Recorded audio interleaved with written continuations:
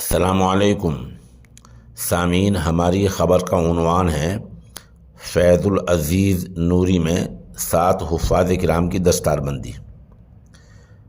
پہلے یہ میں بتلا دوں کہ یہ دستار بندی علماء دیوبند کے ہاتھوں ہوئی ہے۔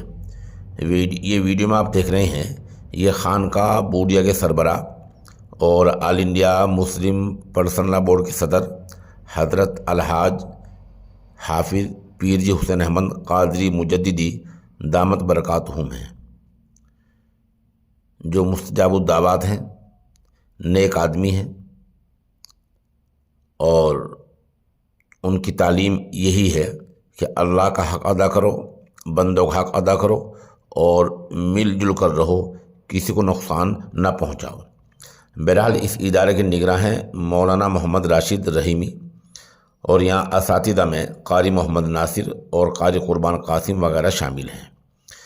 جو 7 حفاظ کرام ہوئے ہیں ان میں حافظ محمد سفیان، محمد عثمان، محمد نعمان، محمد طارق، محمد ساجد، عبد القائم اور محمد عالم وغیرہ کے نام قابل ذکر ہیں۔